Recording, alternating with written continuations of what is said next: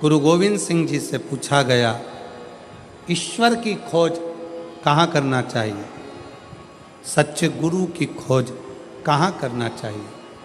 तो गुरु गोविंद सिंह जी ने कहा, अगर सच्चे ईश्वर की खोज करना है, सच्चे गुरु की खोज करना है, तो गुरु ग्रंथ साहिब को, गुरुवाणी को श्रवण करना प्रारंभ कर दो।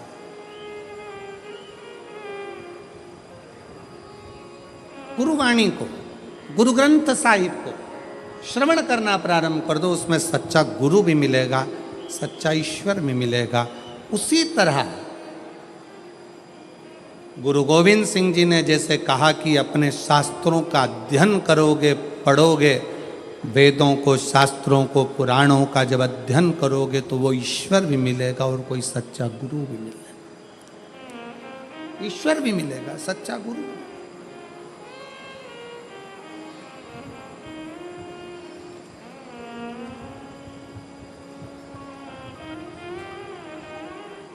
भागवत जी किस किसने सुनी है?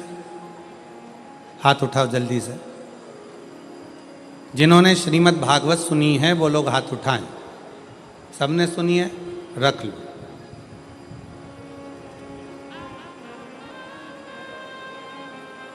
रख लो। तुमने सुनी?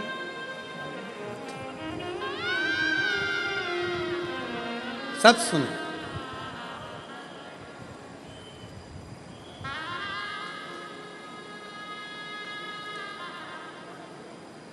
भगवान कृष्ण का जन्म लेने के बाद भगवान कृष्ण जब तक 14 साल के नहीं हो गए तब तक मां देवकी को कारागार से छुड़ाने के लिए नहीं गए।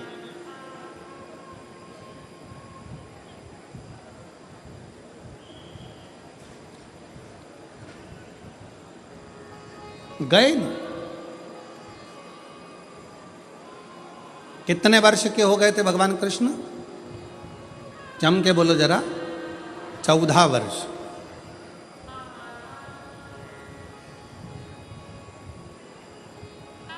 देवकी माता इंतजार करती रही, कृष्ण आएंगे, छुड़ाएंगे। देवकी माता को मालूम पड़ा कि पूतना को मार दिया, तृणावत को मार दिया, अघासुर को मार दिया, बकासुर को मार दिया, इसको मार दिया, उसको मार दिया। कृष्ण आएंगे, छुड़ाएंगे, कृष्ण आएंगे, छुड़ाएंगे। बचपन में गोदी में पूतना का जो संहार कर देते हैं, तृणावत को जो बाल्यावस्था में ही मार देते हैं, वो चाहते तो पहले, सबसे पहले जाकर माता देवकी को कारागार से छुड़ा देते। छुड़ाया क्या? 1 साल के हो गए, 6 महीने के हो गए, 4 महीने के हो गए, 8 साल के हो गए, 5 साल के हो गए, छुड़ाने गए क्या माता देवकी को? जम के बोलो जरा। नहीं। देवकी माँ इंतजार करती रही, कृष्ण आएंगे, मुझे छुड़ाएंगे। श्रीमद् भागवत का संवाद है ये, बड़ा सुंदर संवाद। इंतजार करती रही, आएंगे, छुड़ाएंगे, आएंगे, छुड़ाएंगे। यहाँ पर सूरत में जिन्होंने बहुत भव्य और विशाल शिव पुराण की कथा कराई, ऐसे पाटिल परिवार यहाँ दोनों भाई बैठे होंगे। कहाँ बैठे होंगे? अच्छा, उधर बैठे।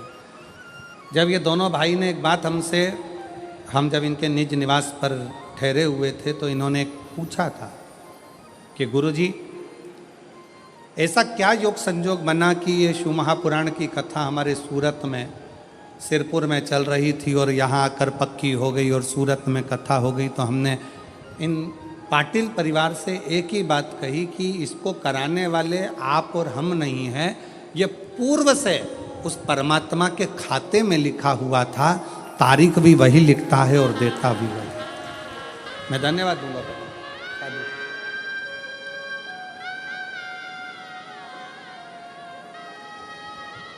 शाहदा वाले इतने दिनों से इंतजार कर रहे थे।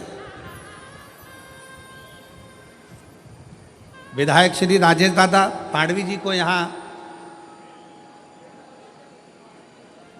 भगवान ने योग बनाया। और पांडवी जी को यहाँ पर भगवान ने ऐसा योग बनाया कि उनको विधायक यहाँ से चुनवाया। ये योग किसने बनाया? उस शंकर ने। और चुनवाकर यहाँ का विधायक बनाकर फिर भोलेनाथ ने आज्ञा करी कि अब तू इस क्षेत्र में शिव पुराण की कथा करवा, क्योंकि ये क्षेत्र कोई साधारण नहीं है। शहादा की भूमि एक ऐसी भूमि है जिसके आसपास में प्राचीन प्राचीन शिवालय बसे हुए हैं। माँ ताप्ती जहाँ बह रही हो, जहाँ शंकर अलमस्त होकर रह रहा हो, जहाँ प्रकाशा जैसा गांव बसा हो, जिस प्रकाशा में प्राचीन प्राचीन शिव तत्व विराजमान हो, उस शहादा का तुम आनंद लेकर ये शिव तत्व को विराजमान।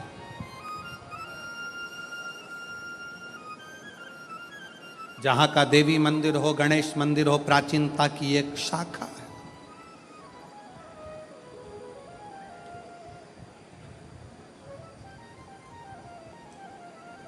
जहाँ के क्षेत्र में बन रहा नया नारायण जी का मंदिर प्राचीनता की शाखा बने।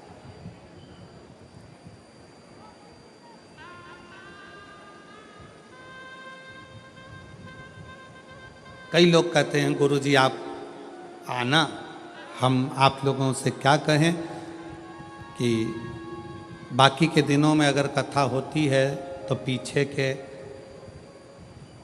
3-4 दिन तो शुरू के हम नहीं मिलते, पर बाद के दिनों मिलकर प्रयास करते हैं कि मंदिर देवालय शिवालय चले जाएं।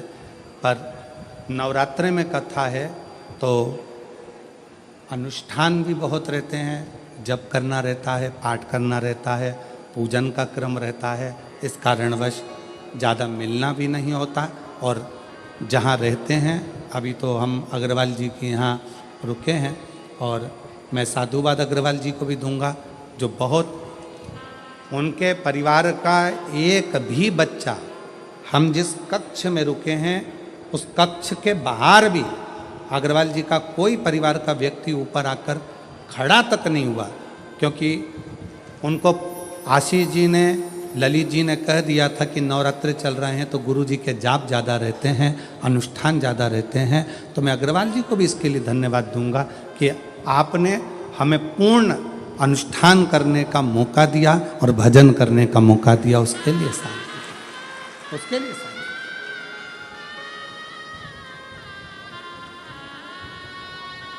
कल कथा में आपको कहा था कि उम्र 40 की हो जाए और कमर 40 की हो जाए तो भोजन की मात्रा कम कर कर भजन की मात्रा को बढ़ा लो।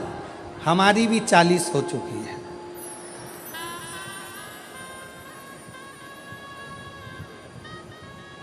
इसलिए भजन की मात्रा बढ़ाना जरूरी है। केवल कहने से तुम्हारा